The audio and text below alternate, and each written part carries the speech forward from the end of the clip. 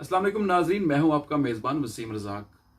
मैं आपको अपने प्रोग्राम में खुश आमदीद कहता हूं। आज हम बात करने वाले हैं एक खबर के हवाले से, तारकीन वतन के हवाले से, कि यहाँ स्पेन के अंदर तारकीन वतन को और पेपर जारी करने के हवाले से एक नया नोटिफिकेशन जारी किया गया है। उसके अंदर कौन सी रिक्वायरमेंट्स हैं और उसके लिए कौन से लोग अहल होंगे जो उसके लिए अप्लाई कर सकते हैं।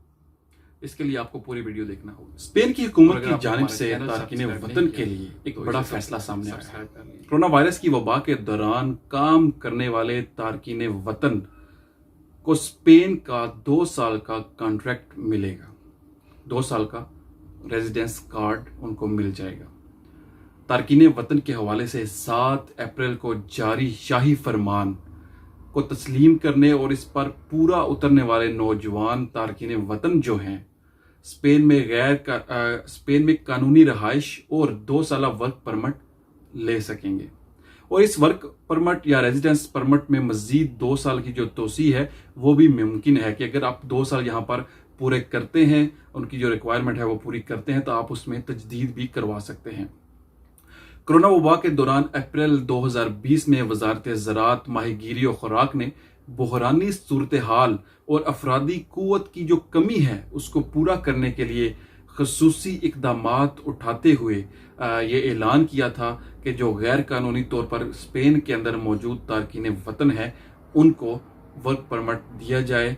और इस हवाले से काफ़ी ज़्यादा सारी जो तंजीमें हैं इमिग्रेंट्स के हवाले से, तारकीन वतन के हवाले से, उनकी जानिब से भी एहतजाज किए गए और हुकूमत को इस हवाले से पार्लियामेंट और कांग्रेस में भी इस बात का इजहार किया गया। हिस्पानी हुकाम का अभी कहना है कि वर्क परमिट देने का मकसद स्पेन में ज़राअत समेत बुनियादी और अहम नौइयत के शोबों में कोरोना वबा के मुश्किल दौर में काम करने वाले नौजवान तारकीन वतन को मुलाजमतों में तरजीह देना है। इनके लिए जो उम्र की हद मुकर्रर की गई है वो 18 से 21 साल तक मुकर्रर की गई है। और इसमें नौजवान तारकीन वतन 30 अक्टूबर तक जो रॉयल डिक्री है उसकी मुद्दत 30 सितंबर को ख़त्म हो रही है, उसमें पेपर अप्लाई करने के लिए 1 महीने का जो वक्त है वो दिया गया है। और अभी 30 अक्टूबर तक जो तमाम काम करने वाले हैं जो ज़राअत के शोबे में काम कर रहे हैं वो इस सहूलत से फ़ायदा उठा सकते हैं। इसके लिए अगर आपके पास काम का कॉन्ट्रैक्ट है, सबूत मौजूद है, वो मुहैया करना होगा। अगर आपके पास सैलरी स्लिप है वो मुहैया करनी होगी।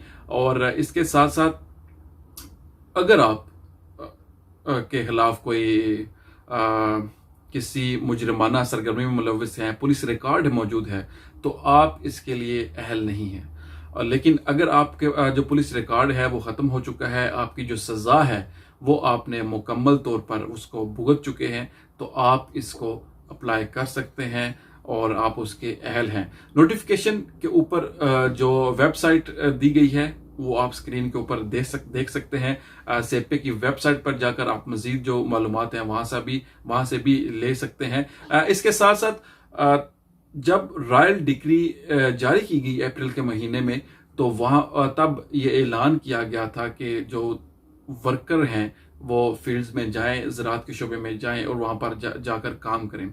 आपको ये साबित करना होगा कि आप ये काम ज़राअत का जो शोबा है उसमें ये काम आप कर रहे हैं। इसीलिए उन्होंने कॉन्ट्रैक्ट मांगा है। जब आप अप्लाई करेंगे तो आपका जो रिकॉर्ड है उसको भी देखा जाएगा। ये सारी चीज़ें जो हैं वो मद्देनज़र रखी जाएंगी। और अगर आप दरख्वास्त जमा करवाते हैं और उसमें कोई एरर आ जाता है और या उसमें कोई वो डॉक्यूमेंट्स मांग लेते हैं, तो जब वो आपको डॉक्यूमेंट्स मुहैया करने होंगे 10 रोज़ के अंदर।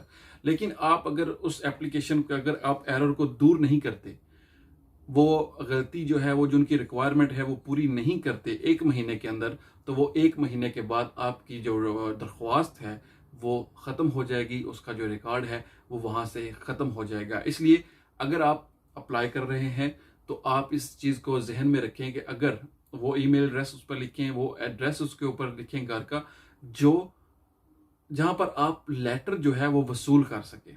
ठीक है। इसमें जो स्पेसिफिकली उम्र की जो हद मुकर्रर की गई है वो 18 से 21 साल का लिखा गया है नोटिफिकेशन के अंदर। लेकिन आप अप्लाई करें, ठीक है, आप अप्लाई करें, क्योंकि वर्कर्स की ज़रूरत है। ठीक है, अगर आपको 2 साल का वर्क परमिट मिल जाता है और अगर आप अच्छे तरीके से, अच्छे बिहेवियर के साथ इस मुल्क के अंदर रहते हैं, स्पेन के अंदर, तो 2 साल के बाद आप उस वर्क परमिट की तजदीद भी करवा सकते हैं और उस वर्क परमिट पर आपको ट्रैवल की भी इजाज़त होगी। और कुछ अरसे के बाद 2 साल जब ये 4 साल का अमल पूरा होगा, तो कभी इम्कान है कि उसके बाद जो परमानेंट रेजिडेंस कार्ड है वो आपको उसके लिए अहल हो जाएंगे और वो भी आप अप्लाई कर सकेंगे। ये कुछ मालूमात थी और ये बिल्कुल नई खबर है और इसमें कुछ लोगों ने पहले भी अप्लाई किया होगा। आप वेबसाइट पर जाकर अपने जो एप्लीकेशन का जो नंबर है उसके ज़रिए आप चेक कर सकते हैं और इसके लिए सेपे की जो वेबसाइट है आप उसको विज़िट कर सकते हैं। और लेकिन पाकिस्तान में मौजूद जो लोग हैं, ये मालूमात वो सुन तो सकते हैं लेकिन वो अप्लाई नहीं कर सकते, उनके लिए नहीं है। ये मालूमात सिर्फ और सिर्फ स्पेन के अंदर मौजूद रहने वाले लोगों के लिए हैं, जिनके यहाँ पर एम्पाद्रोनामेंट स्पेन के अंदर है और पहले से एम्पाद्रोनामेंट उनकी किसी घर में चल रही है।